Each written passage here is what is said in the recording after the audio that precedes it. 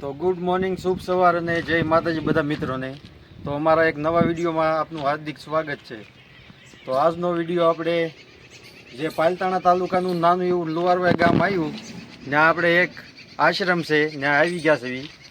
જે આશ્રમનું નામ છે ગિરનારી આશ્રમ, જેના તમને હું દર્શન અત્યારે કરાવીશ.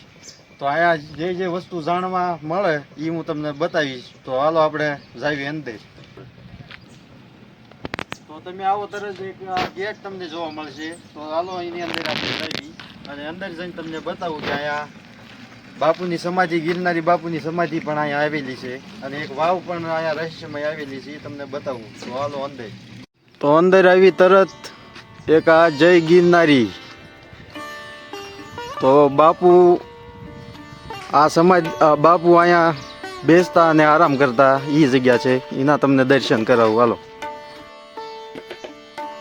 તો અહીંયા બાપુની બેઠક રૂમ છે. તો ગિરનારી બાપુ અહીંયા બેસીને રેડિયોને એવું સાંભળતા અને અહીંયા આરામ કરતા એ જગ્યા અહીંયા છે. આ તમે રેડિયો પણ જોઈ શકો છો. જોવો, આ બાપુનો રેડિયો અને આ ઓમકાર ગિરી બાપુ, તેમની આ બેઠક રૂમ છે, જોઈ શકો છો તમે.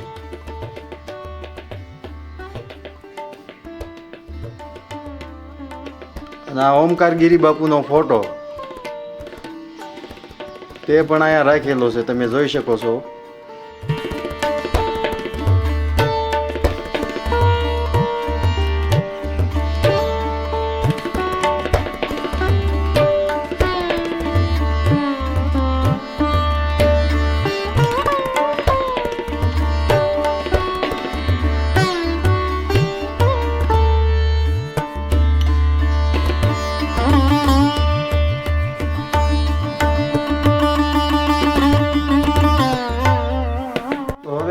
ઓમકારગીરી બાપુની સમાધિ તમને બતાવું. તો આગળ એ સમાધિ પણ આવેલી છે. હાલો તમને તેના દર્શન કરાવું. તો અહીંયા ગમે તાર ઉત્સવ હોય એટલે અહીંયા મોટો સંતવાણી પ્રોગ્રામ થાય છે અને ભાવિ ભક્તોને અહીંયા ભોજન પણ આપવામાં આવે છે. તો આ એવડી મોટી જગ્યા છે, તમે જુઓ. બહુ મોટો શેડ બનાવેલો છે અહીંયા. એટલે ગમે તેરી અહીંયા ઉત્સવ હોય તેથી અહીંયા બધું કાર્ય બધું કરવામાં આવે છે. તો આ એક લુવારવાઈનું આશ્રમ આવું પણ આવેલું છે, જે પાલતાણા તાલુકાનું લુવારવાઈ ગામ છે ત્યાં આવેલું છે. અને આપણે અહીંયા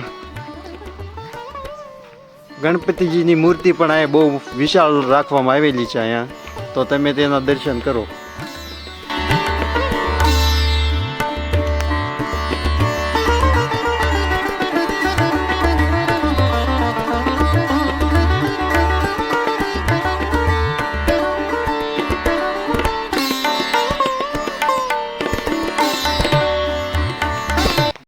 તો આ મારા માસીનો દીકરો છે, તો એને હું મારી હારે લાવ્યો છું. એ આ ગામ લુવારવાઈનો છે. તો અમે બે આવ્યા છીએ અહીંયા. તો તમને આગળ બતાવું વિડીયોમાં ઓમકારગીરી બાપુની સમાધિ. તો આ તમે જોઈ શકો છો ઓમકારગીરી બાપુની સમાધિ મંદિર. તો હાલો આપણે અંદર જઈને તમને દર્શન કરાવું. ચાલો એ વિડીયોમાં બન્યા રહીજો. અને જો આ વિડીયો તમને જોવાની મજા આવતી હોય તો અમારી ચેનલને લાઇક, શેર ને સબસ્ક્રાઈબ કરી નાખજો. એટલે અમને તે એમ થાય કે થોડીક મહેનત વધારે કરવી. જો તમારો સાથ ને સપોર્ટ હશે તો આ બધું થશે. તો આ જોવો તમે ઓમકારગીરી બાપુની મૂર્તિ અને આ સમાધિ મંદિર.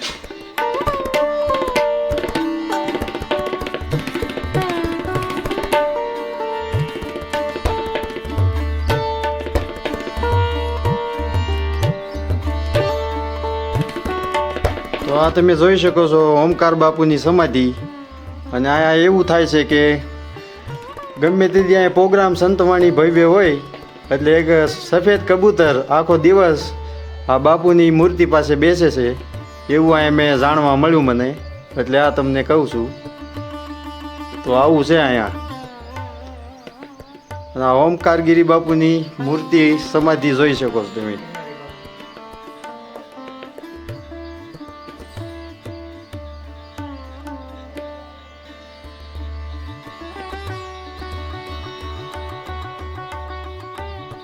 એક્ઝેક્ટ મંદિરની સામે, સમાજની સામે ગમે તારા અહીંયા પ્રોગ્રામ કે એવું હોય એટલે અહીંયા અને હવન કુંડ રાખેલા છે અહીંયા. તો અહીંયા હવન કુંડમાં હવન કરવામાં આવે છે. તો આ તમે જોઈ શકો છો. અને આ આજુબાજુનો વ્યૂ.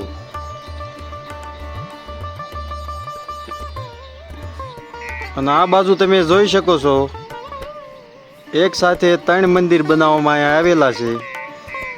જે પહેલું આ મંદિર રહ્યું એ અનસોયામાનું છે અને બીજું મંદિર ગણેશજીનું છે અને ઉપર રહ્યું ગુરુ દત્તાત્રેયનું મંદિર છે. તો આવું મંદિર છે. હાલો ઉપર જઈને તમને બતાવું.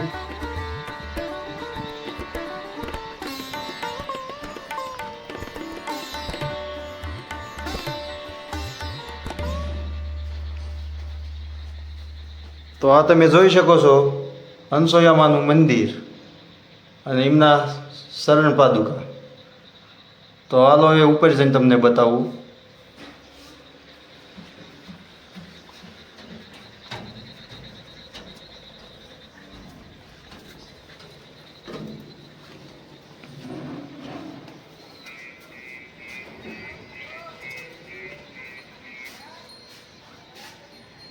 તો આ તમે જોઈ શકો છો ગણેશજીની પ્રતિમા.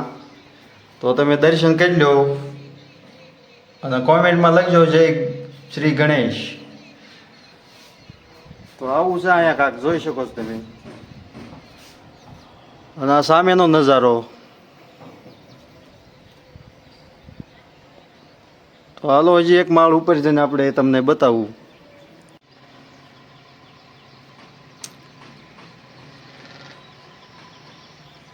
તો આ તમે જોઈ શકો છો ગુરુ દત્તાત્રેયનું મંદિર જે આપણે જૂનાગઢમાં આવેલું છે તે. તો તમે દર્શન કરી શકો છો એમના શરણ પાદુકા. આ મારી પાસે જોઈ શકો છો તમે પાલતાણાનો વ્યૂ જે તમને કદાચ ડુંગર બતાતો હોય કે ન બતાતો હોય.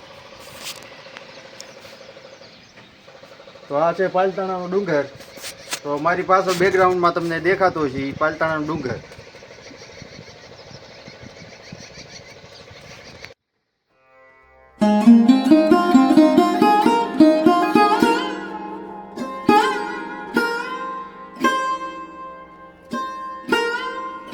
અને આ આશ્રમમાં એક ગૌશાળા પણ બનાવેલી છે. એ તમને હું આગળ વિડીયોમાં બતાવું. પણ એ ગૌને જે સારો સરવા માટે જે ઘાસ સારો ઉગાવે છે ઝાડ ને એવું એ તમને આ જુઓ. આ બધું આશ્રમમાં જ તે ઉગાવવામાં આવે છે. તેથી ગૌશાળામાં બધું કામ લાગી શકે. તો આ બધું વાવેતર એનું કરેલું છે. અને આ વાડી આખી 10 વીઘાની છે. તો એ બધું આ ગૌશાળામાં કામમાં આવી જાય. તો આગળ તમને બગીચો પણ બતાવું અને ગૌશાળા પણ બતાવીશ. હાલો તો આપણે જાવી નીચે. આ આશ્રમમાં એક શિવલિંગ પણ બનાવેલી છે. તો તમને તેના દર્શન કરાવું. તો જોઈ શકો છો તમે આ શંકર ભગવાનની શિવલિંગ પણ રાખવામાં આવેલી છે. તો આ તમે જોઈ શકો છો શિવલિંગના દર્શન કરી લો.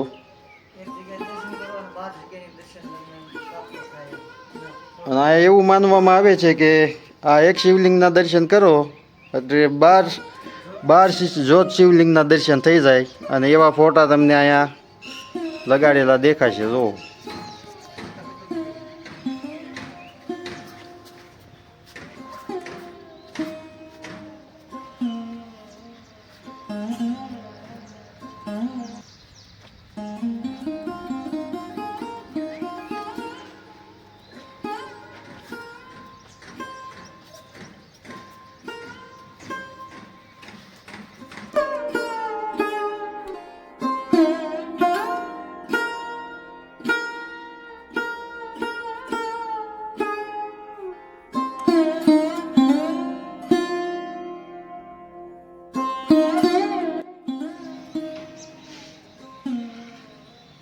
તો આ એક ચબૂતરો પણ બનાવવામાં આવ્યો છે જે પક્ષીઓને શણ અને પાણીની વ્યવસ્થા થઈ રહે.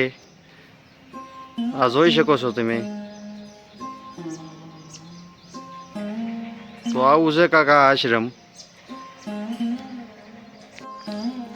તો આશ્રમમાં એક આ વડલો આવ્યો છે, એની નીચે આ બાપુનો ધૂણો બનાવેલો છે. હાલો એના તમને દર્શન કરાવું.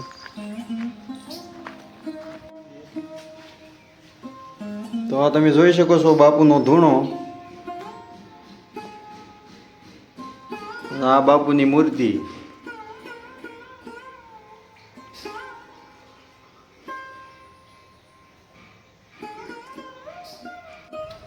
તો હવે તમને અહીંની ગૌશાળા બતાવું.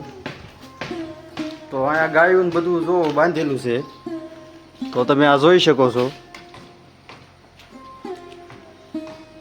ગાયના બચ્ચા અને આ ગાયું. તો હમણાં મેં તમને જે વાડી બતાવી એ બધો સારો અહીંયા નાખવામાં આવે છે. તો આ તમે જોઈ શકો છો.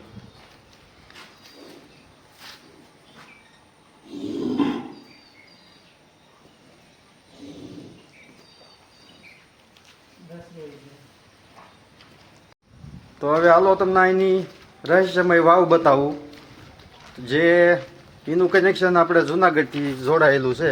તો તમને આગળ જઈને બતાવું. અને આ આશ્રમમાં એક બગીચો પણ બનાવવામાં આવ્યો છે, જે આંબા વાવેલા છે, નારિયેળી, જમરૂક, એવી બધી અલગ અલગ ઝાડ વાવેલા છે અહીંયા. તો તમે જોઈ શકો છો.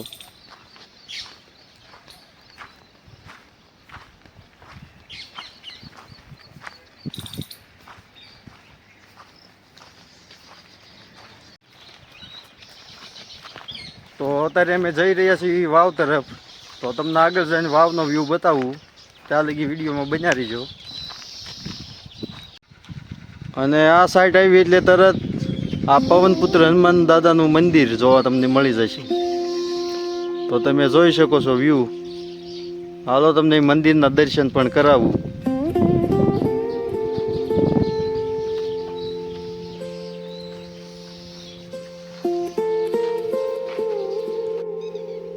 તો આ તમે જોઈ શકો છો હનુમાન દાદાનું મંદિર. આમાં જય બોલ બાલા હનુમાનજી દાદા.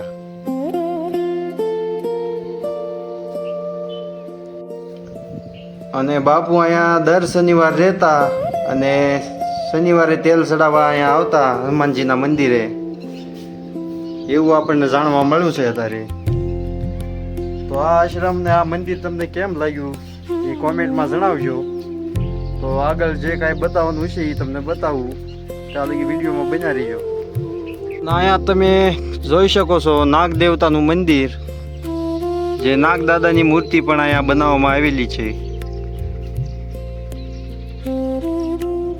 અને અહીંયા સંત શ્રી મોહનદાસ બાપુની સમાધિ પણ આવેલી છે, તેના તમે દર્શન કરી શકો છો.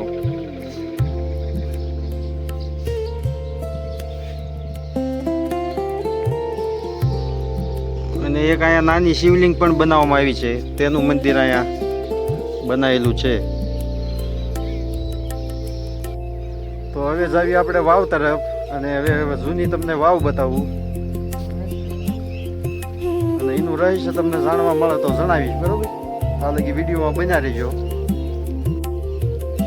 તો આ તમે જોઈ શકો છો વાવ બહુ જૂની અને પૌરાણિક વાવ છે.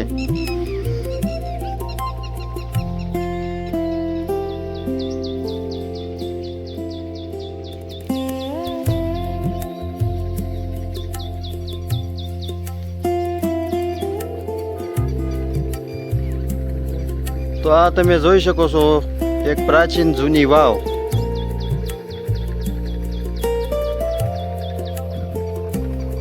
આ બધું ક્યારે બન્યું હોય છે એ આપણને કાંઈ આમાં ખબર નથી, પણ થઈ ગયા છે બહુ ઝાઝા વર્ષો. આ તમે એનો આકાર જોઈને સમજી શકો છો કે આના કેટલા વર્ષ થઈ ગયા હોય. અને આપણને અત્યારે એવું જાણવા મળ્યું છે અહીંયા કે જ્યારે શિવરાત્રિનો મેળો હોય એટલે ઓમકાર ગીરી બાપુ જ્યારે આ વાવની અંદર પડે એટલે ડાયરેક્ટ નીકળે જુનાગઢ, એવું આપણને જાણવા અહીંયા મળ્યું છે. તો એવું અહીંયા સત પૂરેલું છે ઓમકાર ગીરી બાપુએ. હા, એવી વાવ છે અહીંયા. એટલે તેનું નામ ગિરનારી આશ્રમ પાડવામાં આવ્યું છે, એટલે ગિરનારી નામ પાડવામાં આવ્યું છે.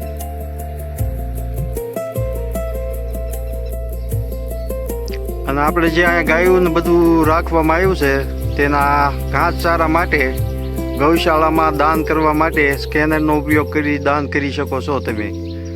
તો જે ભાવિ ભક્તો હોય એમને એમ લાગે કે આપણે દાન કાંઈ કરવું છે તો આ QR કોડ આપેલો છે તેમાં તમે સ્કેન કરીને દાન કરી શકો છો.